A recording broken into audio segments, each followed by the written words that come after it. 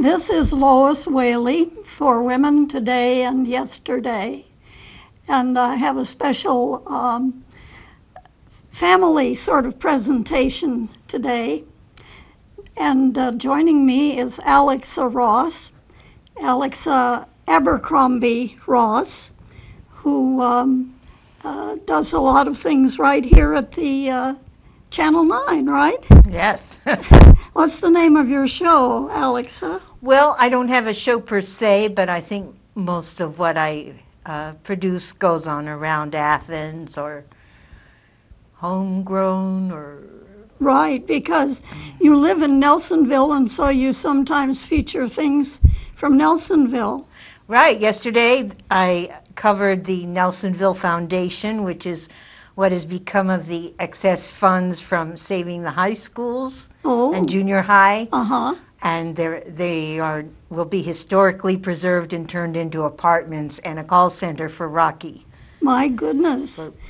Well, Nelsonville felt a little bit cut off when the new bypass went in, but I think they're managing to survive it all, right? It's interesting to learn that they were much farther ahead than Athens Yes. in the height of the coal days. Yes, in the height of the coal. I think that was actually 1920, and Nelsonville was much larger than Athens, and Ohio University was a pretty small institution in the 1920s. My goodness. Even though it was founded in 1804. Right. After all, they didn't have their first graduates until something like 1815, and then there were only 2 of them. Wow. So it took a while, but especially after the Second World War, Ohio University Oh, yes. got big pretty fast. Yes. I think the GI Bill helped a lot with that. Right. Well, as I mentioned, I think we're going to be rather family-centered today, Alexa. Mm-hmm. I should mention to folks that at the Unitarian Universalist Fellowship recently, Alexa told us about a church in Brooklyn, New York, and it meant something special to her because her grandmother, who died before Alex was born, actually, her grandmother, Rebecca Hooper Eastman, was very active in that church in Brooklyn. And as it happens, that's a church that I have, and my husband and our family has visited when we've been in Brooklyn, because it's very close by to where my late brother-in-law lived on Amity Street. It's an easy walk up to the, actually I think they call it the First Unitarian Congregational Society, something like that. Yes. And it was built in like 1844, so it's an old-fashioned looking church, the tower and all that sort of thing. A very beautiful place inside. Yes, it has Tiffany windows and a brownstone exterior, which was a cheap rock, but very hard to maintain because it's porous and water would get in and freeze, and they had to put a sidewalk shelter because pieces were dropping from the high tower onto pedestrians. From the walls to the ceilings, the organ, the electrical system. An old building like that has massive upkeep, and congregations, especially in the 50s when there was a lot of loss of membership to the suburbs.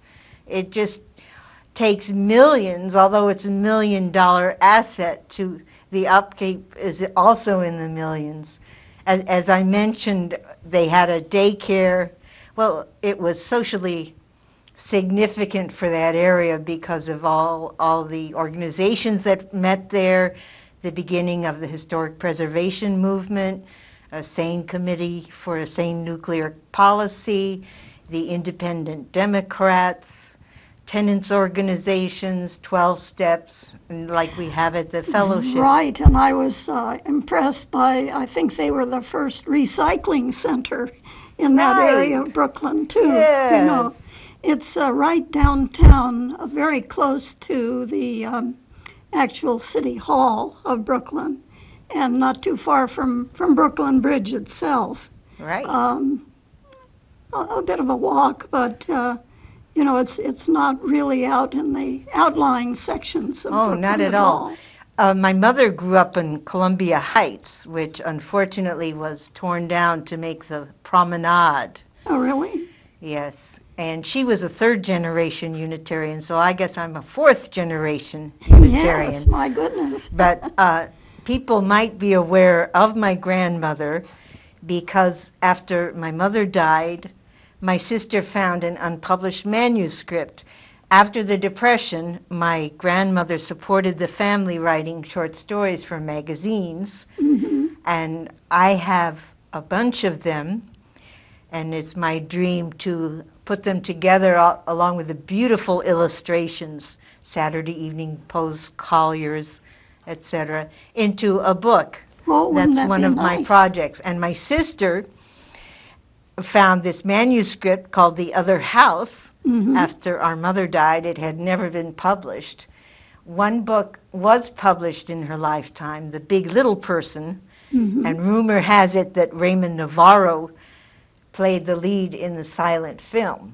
Well, Amy Abercrombie, my sister, thought this book, The Other House, which was loosely based on her family, would make an excellent movie. And who would ever make a movie out of it? Well, Amy did. And I was privileged to be in it, her son and daughter, and many friends and local people. And I've donated a copy to the Athens Public Library, so anyone can see it. And she had the book published, too, The Other House. Yes, I remember. It's maybe 4 or 5 years ago now that, and wasn't it presented at Arts West? Yes. We made it Yes. in 2009. Okay. And the premiere was 2010. We had a premiere in Walpole, New Hampshire, where the action took place, and stayed in a beautiful mansion that was in the family in the Oh, past. really? And My goodness. had some Mormons had bought it and turned it into a bed and breakfast. Very high end. So, how large a place is Walpole? You've been there, I assume. Yes. Actually, the great filmmaker Ken Burns lives in Walpole, New Oh, Hampshire. my goodness. We didn't meet him, but it's quite a small town. Is it near Portsmouth or is it more up in New Hampshire? It's right across from Keene. Oh, okay. Yeah. Well, I don't know much about New Hampshire, but I had friends who lived in New York City who had a cottage on Lake Winnipesaukee, which is a very pleasant place, and, you know, the sort of place where, especially before air conditioning, people used to try to escape the city heat and so on by going upstate New York or to New Hampshire or Vermont. Yes, my mother had spent her honeymoon in a little house in Walpole. Oh, Unfortunately, her mother died the week she got married. But Wow. she was married in the Unitarian Church in Walpole and had her reception at the Hooper Golf Club, which was once Watkins Tavern, and then these cousins way, way back owned it as a farm. And then they left it, they were childless and left it to Walpole, and it was made into the Hooper Golf Club.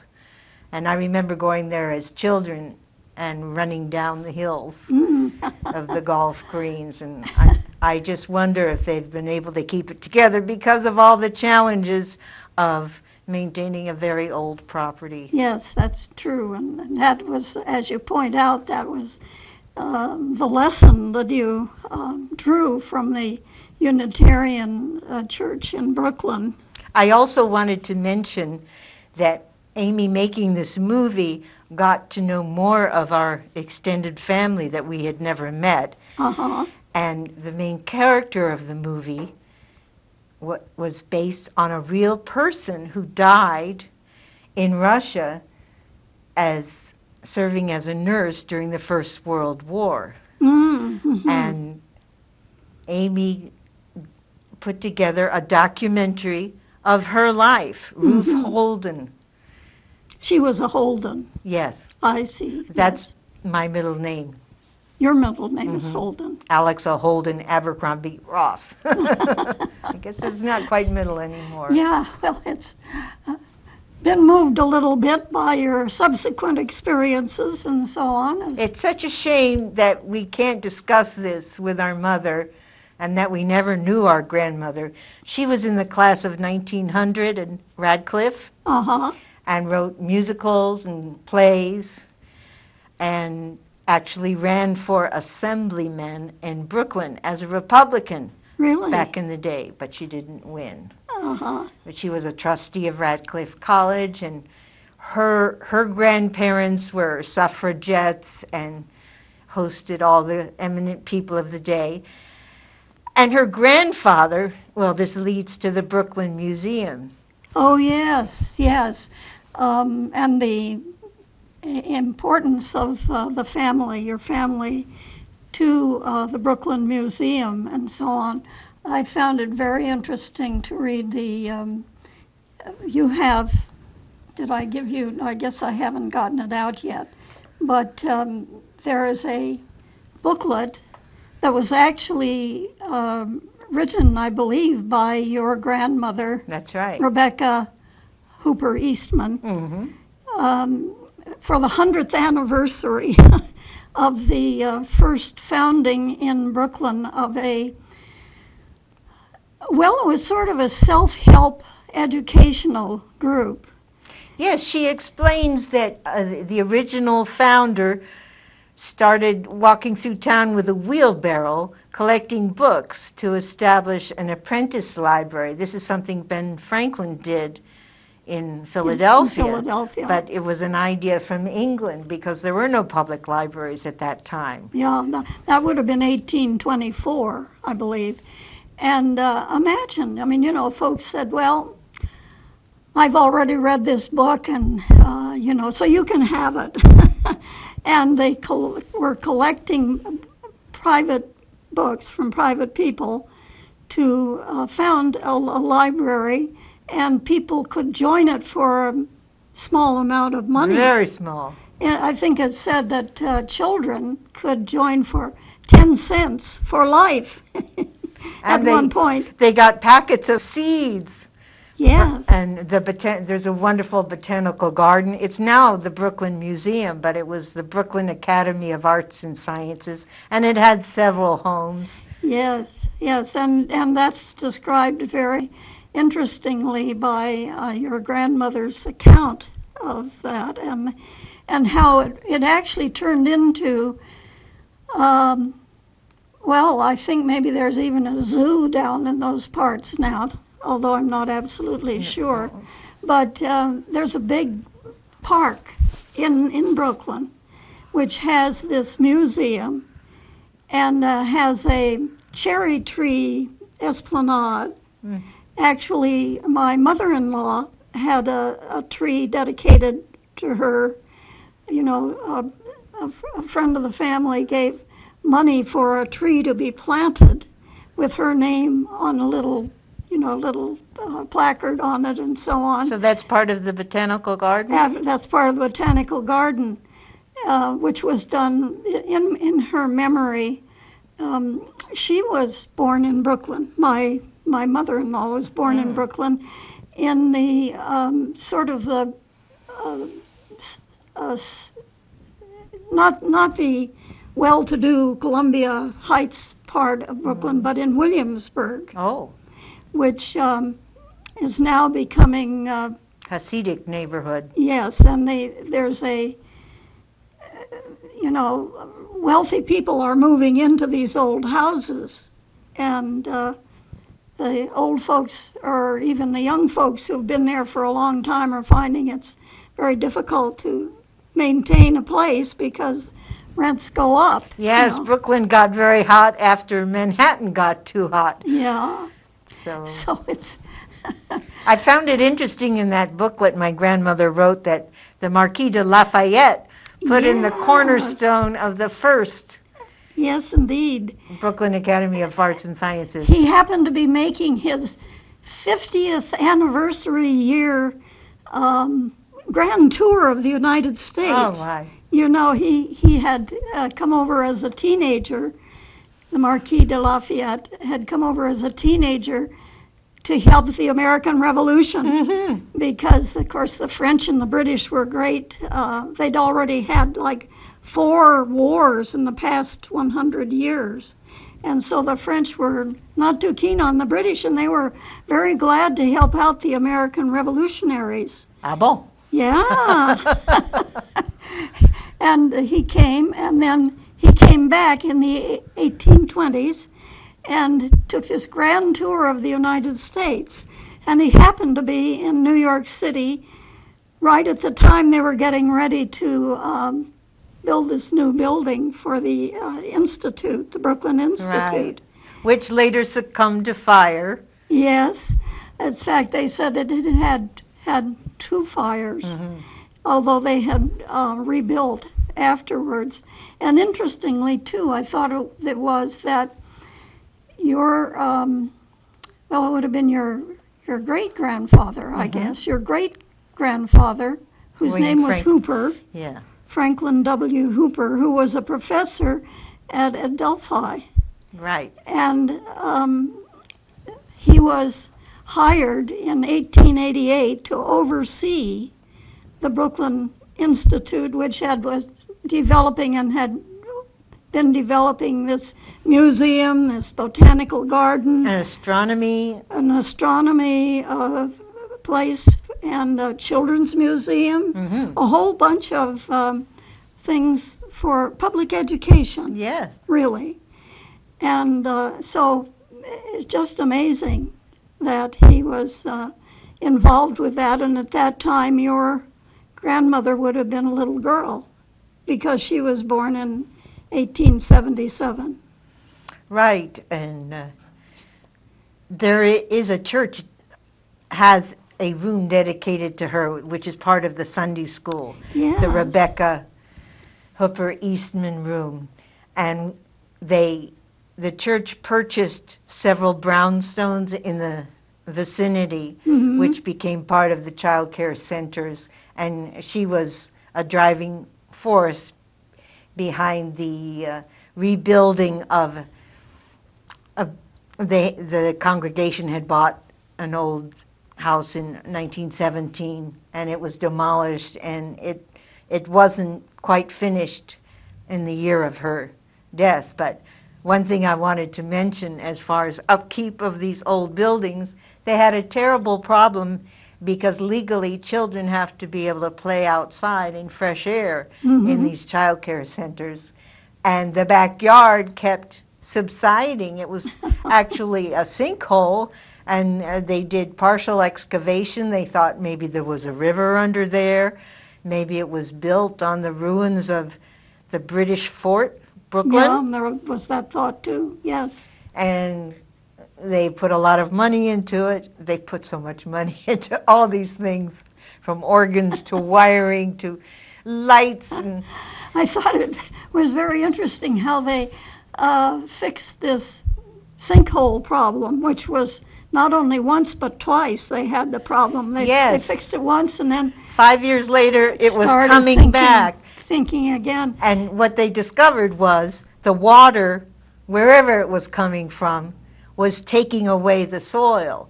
So the solution was to have these massive bags of rock Right. in the back of the yard so that the Water soil could would get, stay. the water could get through there. Yes. Through the, with the little interstices of the rocks Yeah. together, it could get through there somehow.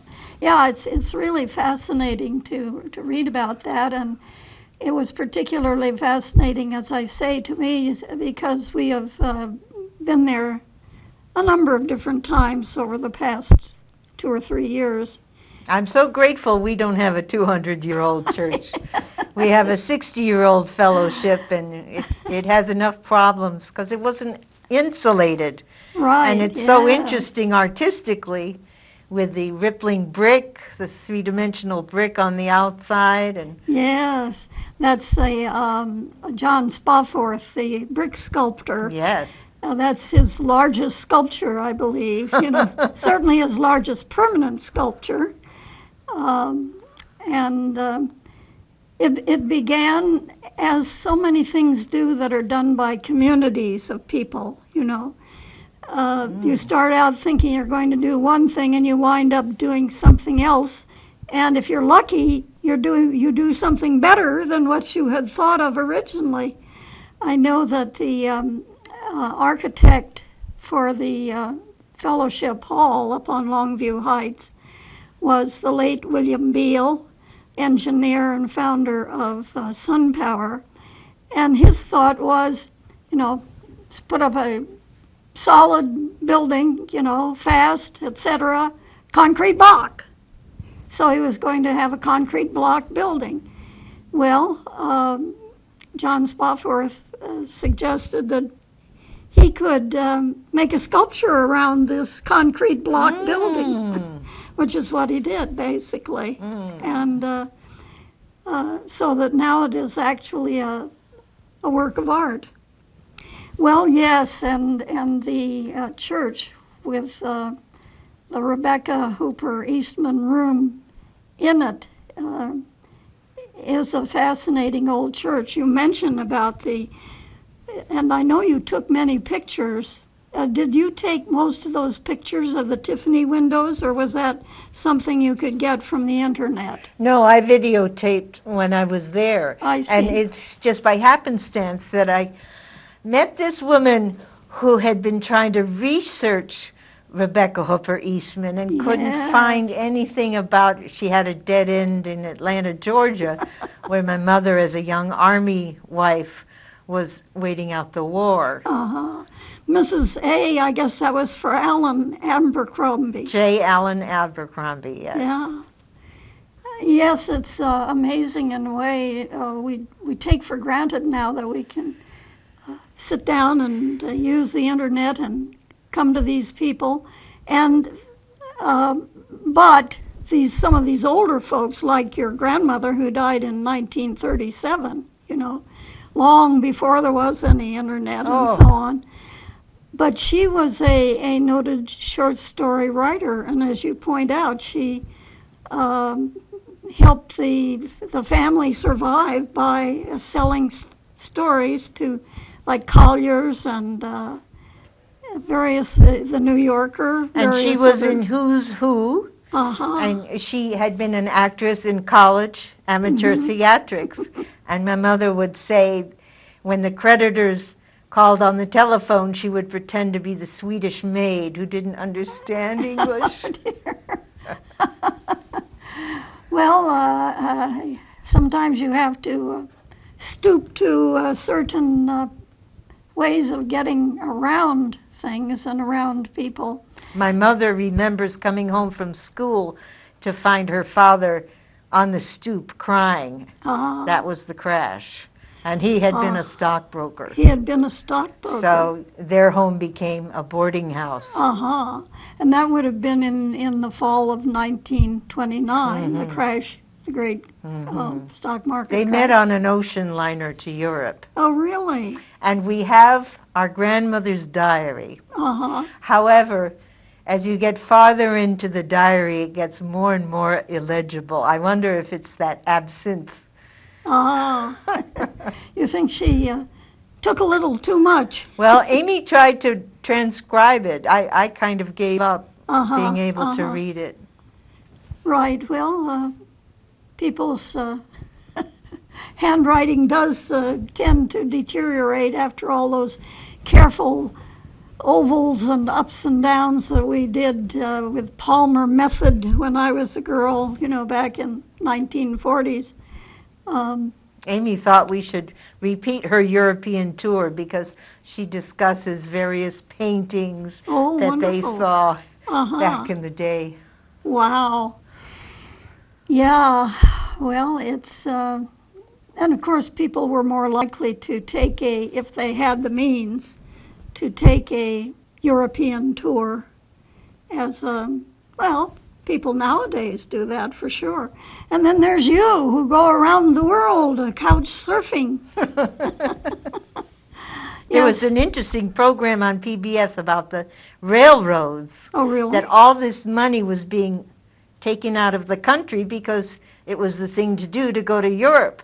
So they had this large campaign with beautiful posters, American Indians, see the glories, see America first, see the glories of the West. Yes, right, and they even had those special restaurants with Harvey girls, the Harvey restaurants. And Indians performing their dances for the tourists. Yes, right. We actually have a very ancient Navajo rug, which belonged to an old gentleman who had picked it up in the 1920s out west. And he was, we were getting ready to leave Washington, D.C. He was someone that met Bob at the archives and at the Library of Congress when Bob was doing research for his dissertation. And this was, long, long time ago, over 50 years ago. And so we bought this old gentleman's rug, which we used when we were living in Maine long ago, before we came to Athens, Ohio. So, yeah, things like this tend to be passed along, which is really nice that they are. Makes me a fan of Antiques Roadshow. Yeah, that can be fun, can't it? It's people discover that they have a real treasure, or they thought they had a treasure and it isn't after all. But there's quite a few Indian artifacts that they come up with. I'm going to have to take on the Library of Congress myself because there are stories of my grandmothers in magazines that went out of business long ago. But as I understand it, the Library of Congress, if it was published, they have it. They probably still have it, yeah. On microfilm, perhaps, but Yeah. don't Well, there know. are three great buildings of the Library of Congress. There's the one that's right across from the Capitol building, and that's called the Jefferson building. And then there's one in back of it, which is the Adams building. no. And they have built a new one called the Madison I building, was going to guess. which founding father was it named for? Yeah, it was named for Madison. And actually, it was built right across the street from where Bob and I and our little boys, baby boys at the time, were living on C Street Southeast. Oh, my. So our house is still there, but right across the street is the southeast corner or something like that of the Madison building Wow. of the Library of Congress. So they've had to, really expand. And there are some places too, like the Folger Museum, which has a marvelous collection of Shakespeare things, Oh. which is also up on Capitol Hill, not too far from the Library of Congress and the Supreme Court building. Wow. We were there for a couple of years, so I got to know the spot. Did you do any research yourself in the Library of Congress? I did some research to help Bob mostly, because the thing was he was spending the whole day reading microfilm, Oh, German microfilm, German. microfilm from the Navy, which was important because the Nazis were sending aid to Franco, and they were sending it on boats, of course, They couldn't very well cross France. Ah. The French weren't if doing anything, the French were helping the other side a little bit, the Right. non-Franco side. So the Germans were sending these boats to Spain during the Spanish Civil War, which is what Bob was researching. So after he'd been doing that all day, he was pretty tired, and so he would stay at home with our baby boys, and I would go to the Library of Congress sometimes and read things for Wonderful. him. Do some note taking in regular books. My Spanish friend told me when Franco died, many bottles of champagne were opened in Spain. I'll bet, yes. Well, and we remember that time because it was he died in 1975. And it was rather interesting. He'd been, about to die for quite some time. And I think that maybe they sort of just kept him alive. And he died on November 20th, which happened to be the same day that the founder of Spanish fascism, Jose Antonio Primo de Rivera, was shot during the Civil War, November 20th, 1936. And Franco died on November 20th, 1975, after having ruled Spain for almost 40 years, by then. Well, Saturday Night Live had a running joke on their news segment. Generalissimo Franco is still dead. Still did, yeah. Well, he did sort of disappear from the scene as he got older and so on. But you've been to Madrid, haven't you? Yes. Have you ever been to the Valley of the Fallen? No, just the Prado. Okay, well, the Valley of the Fallen was this huge underground basilica, huge underground church, as big as 2 football fields, that Franco had dug in the Guadarrama Mountains to the northwest of Madrid. And on the top of this, outside it's underground, but outside it is this huge cross that can be seen for miles because it's like 500 feet high, Oh, made of stone, and a lot of that work was done by prisoners of war who had lost the Civil War to Franco. And they finally finished it up, and that's where Franco is buried. well, is it a large catacomb of skulls? No. Well, they do have a thing where they have bones. Actually, they have bones of both sides in a certain part of the place, but it looks like a church. I mean, we're talking about a huge place like St. Paul's in London, only underground. Oh, Yeah, it's an amazing place.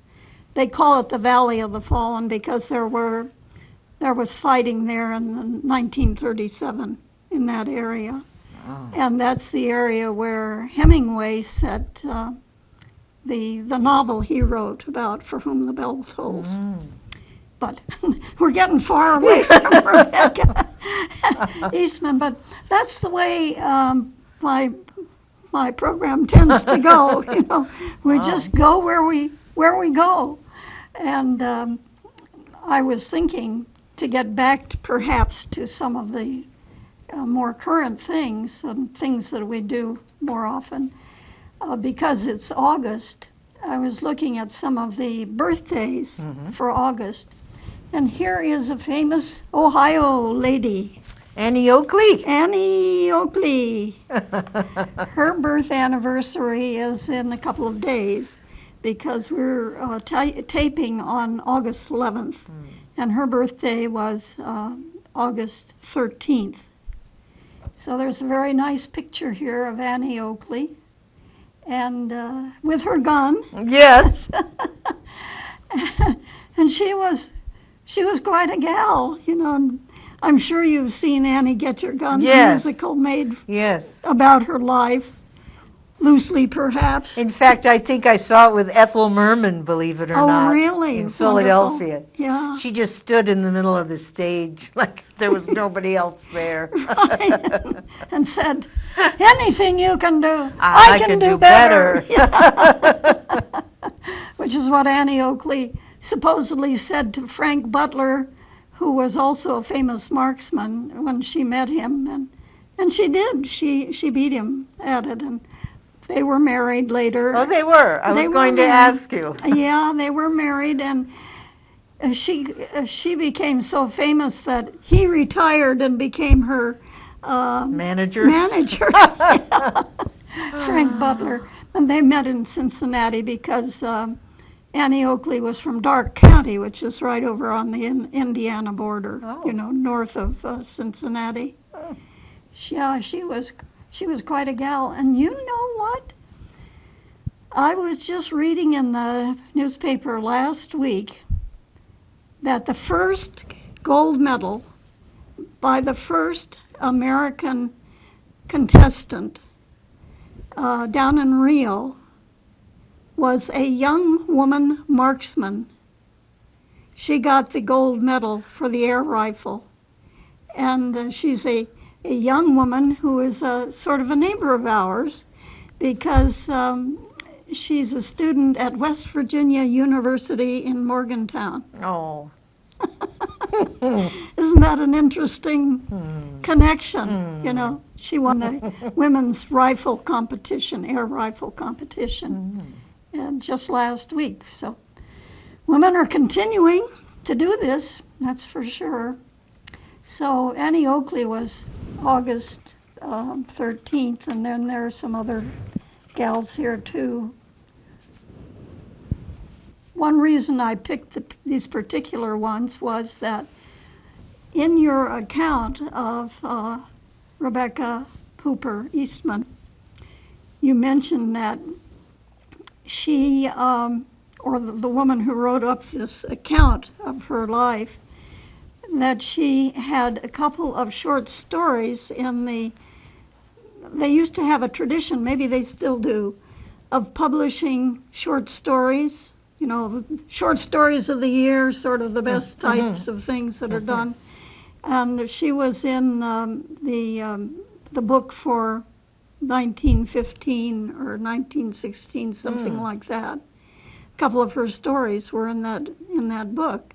And my sister did dramatize several of the short stories for public access years and years ago. I see. Well, the interesting thing was that this lady points out that she was in very good company, including people like Rudyard Kipling. And, Oh, yes. Oh, I mean, really famous, Right. famous folks like that. But Rebecca Hooper Eastman is among those people, and a couple of women that were mentioned who were also published in that book of short stories of the year, whatever, 1915, 1916. One of them was Edna Ferber, who was a really well-known person, I think particularly of Showboat. Probably her best-known work was Showboat. didn't she write Giant? She also wrote Giant. Yes. She wrote, in fact, she got Pulitzer Prizes for Showboat, which was a novel before it was a musical. For Showboat, for Giant, for So Big, which was a story about a widow who raised her young son, had to do truck gardening and take fresh vegetables into Chicago, in order to keep her body and soul together and raise this son. So Big, and Cimarron, which is from the Southwest, a story from the Southwest, sort of like Texas, like. Sounds like a Joan Crawford movie. Yes. Well, actually, it was the gal who played in So Big was the one whose name is escaping me right now, but she was the first wife of Ronald Reagan. She was very well Jane known. Wyman. Yes, Jane Wyman. Ah. She was in So Big, Hmm. and which was a movie that came out when I was, like a teenager back in the 1940s. But Edna Ferber was also published in this book that Rebecca Hooper Eastman was in, and interestingly, she was from Michigan, and I looked her up, on the internet, and it said that they moved to Iowa when she was about 5, and she had to take her father's lunch to him every, at noontime. As a little girl, she had to take this lunch. And there were these mean, naughty gentlemen who would be waiting on the corner. They were just hanging around. They had nothing better to do, I guess, than just sort of hang around.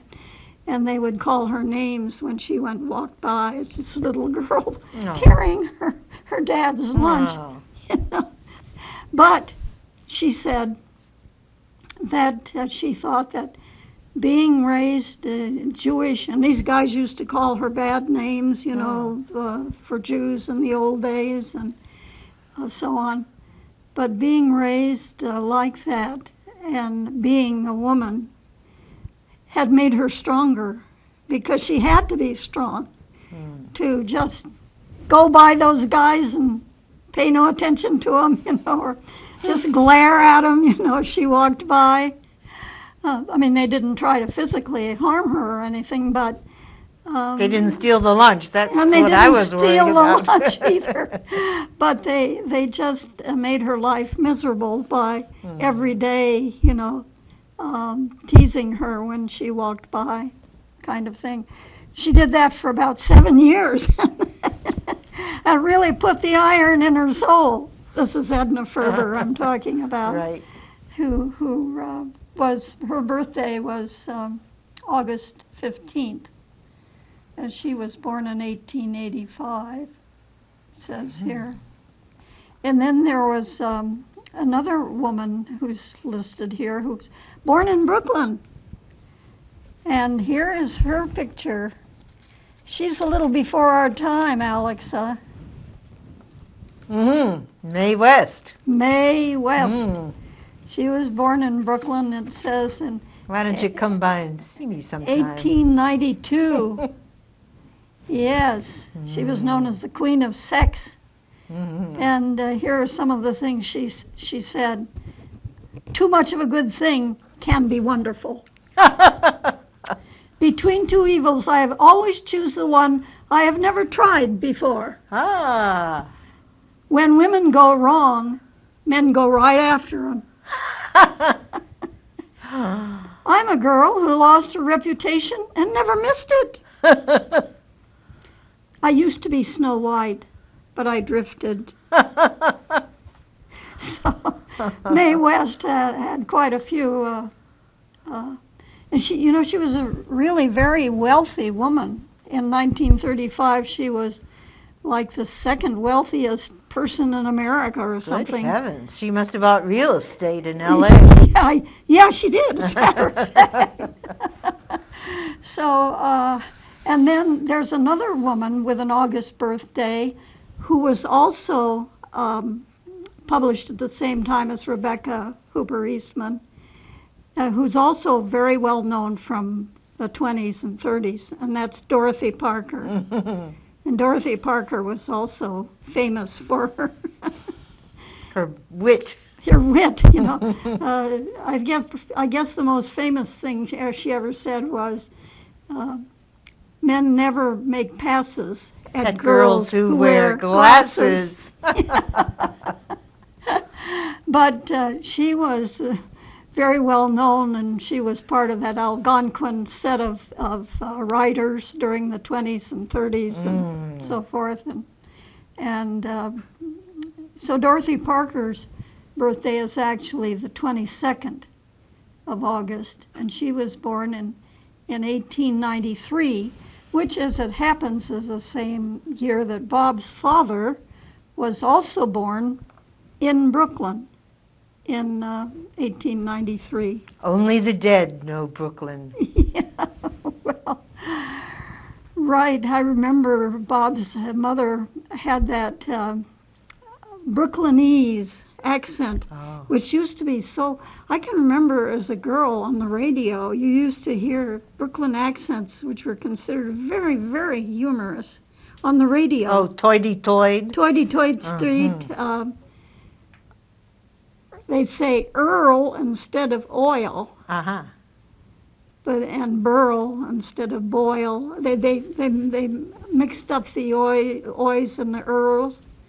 My grandmother, being a Radcliffe graduate, she affected that accent, the pack, the ka, the rest of her life. Oh, really? Yes. Well, it's interesting too that this woman who wrote up this little account of her life, and who spent a really hard time trying to find her by chasing down Eastmans and coming up against your mother, Mrs. Abercrombie in Georgia, Right. you know, whatever, and saying, well, that, but not being able to follow through on it.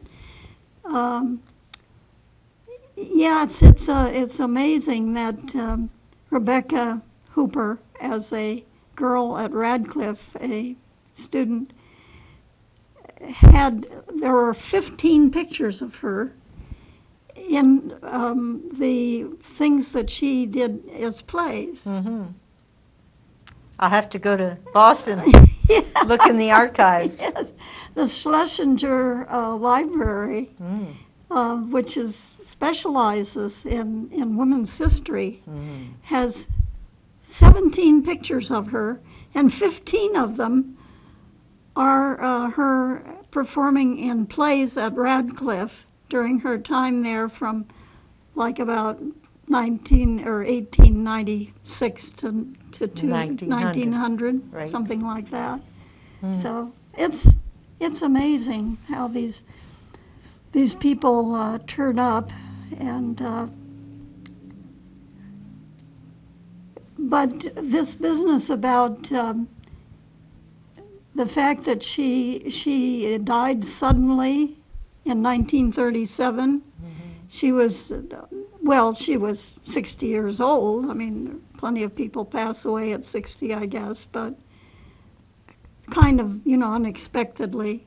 And her father had also passed away as a relatively young man, 63 or something like Yes, that. when my mother was just a few months old. Oh, really? Mhm. And his wife died about a month before my mother married in 37. Ah, So she was kind of an orphan. all of a orphan sudden, bride, yeah. yes. With her mother passing away right after her wedding, and And then losing her childhood home when the promenade came through. Yeah, well, they call that development. They call it. Yes, I was interested to learn that Robert Moses, the great developer, he would have torn down the northern part of Brooklyn Heights if he'd had his way. And for Cadman Plaza, about 88 buildings were destroyed, including another one by the same Unitarian architect. Yeah. And so many brownstone churches have bitten the dust because of the great expense of maintaining them. So I really have to hand it to this congregation. Right, they've hung on. Well, it was an interesting point. I noticed that Hooper himself was a Unitarian, but he was a member of Second Church, which is no longer around.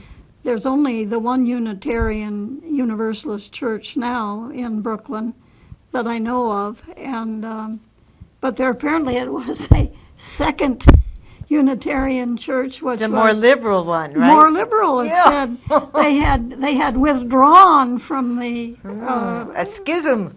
yeah, because they were theologically more liberal than the 1844 congregation. So it's it's interesting, and I think it mentioned that his mother, was it his mother who was a Universalist? There was someone, a woman in those early days, maybe it was his wife that was the Universalist. Anyway, there were connections between the Unitarians and Universalists before the actual merger of the two denominations, which occurred in the 1960s. And I know other ancestors were Quakers, Quakers. and they had a station on the Underground Railroad. Mm-hmm. And someone in Massachusetts. Massachusetts, right. Yes, and there was a connection which interested me, which made me think about someone else who's totally different, that in a way, but there must have been a connection between them, and that was the dean at Barnard College at Columbia University, Virginia Gildersleeve. Virginia Gildersleeve was someone that I promoted last year because she was the only woman on the delegation that went to San Francisco in 1945 to write the Charter of the United Nations. And she had this connection because one of the other things that Rebecca Hooper Eastman did was to be active in university women groups. She was, it mentioned she was president of the, well, she was, as you mentioned, she was on the Radcliffe trustee board in her later life, and she was president of several university women groups. One perhaps in Brooklyn and one that said New York City, which was maybe a larger group. I don't know. Anyway, Virginia Gildersleeve, who was the dean at Barnard College, was very active in the International Federation of University Women. And that may be why, that may have been the connection, but it mentions in here that one of the speakers at the memorial for Rebecca Hooper Eastman was Virginia Gildersleeve. Oh, Yeah. wow. And also the woman who was the head of Radcliffe came to her, also spoke. Her name was Comstock. She was a well-known woman. I was just recapitulating some of the stories about Virginia Gildersleeve and her life, and the fact that she was a good marksman. Oh, Because her father had invented the national, well, it wasn't called the National Rifle Association in those days, but he had set up a group of marksmen on Long Island in the after the Civil War, actually, and before the Civil War, and her father had gotten men together to go to fight in the American Civil War in the 1860s, which of course was long before she was born, Virginia. But he had even, and this was definitely before they had reinvented the Olympic Games, oh yes. because those were reinvented about the year 1900. But he had won prizes in England for his marksmanship. So we're right back to Annie Oakley and All right. Our Lady from West Virginia, who won the first gold medal for the Americans at Rio. Do you know who this is on my T-shirt? No, I don't. Who is it? Aung San Suu Sushi. Yes. Oh, yes. Of Burma. Of Burma. I was a tourist in Burma. And yes. Did she you- was under house arrest, at you the know, for time. many years. Yes. but now she's very active in the government. Yeah, she, and did you get that when you were couch surfing? Yes, I did. But in that country, you need government permission, even have members of your family stay in your house. So that's a place where They're very. you fall back on Yeah, they're hostels. they are very, very careful about these things. Well, we've had quite an interesting talk, I think, about a number of interesting women, some associated with August and some associated with Brooklyn, and especially your grandmother, 1877, which was the same year Virginia Gildersleeve was born, to 1937. She died at age 60, and just a week after your parents were married. That's right. Right. But then these connections also to New England, and to Walpole in New Hampshire, and the Unitarian Church there, and the things that your sister has done, and that you're planning to do to bring together these short stories that your grandmother wrote. Once when my sister and I visited Red House in Walpole, New Hampshire, where my parents had their honeymoon, we met the new owner, a woman, and she called it the Teddy Bear Eastman House Oh, my. because my grandfather spent the rest of his life there eventually, and she was always finding very old bottles of liquor Oh, really? empty in the yard. Whoa. Well, some people overindulge. They say that unfortunately that happened to Dorothy Parker Oh, yes. in her old age. And And he would get in an elevator with my grandmother and say, "I'd so much rather be with you than with my wife." oh dear. And he got his money back from the theater going up and down the line saying, "Barrymore's drunk again." Oh dear. Right. Well, you never can tell about these folks who hang out at theaters, right? And then my forefather, he had to hear 9 nights and 27 meals when he was visiting his bride.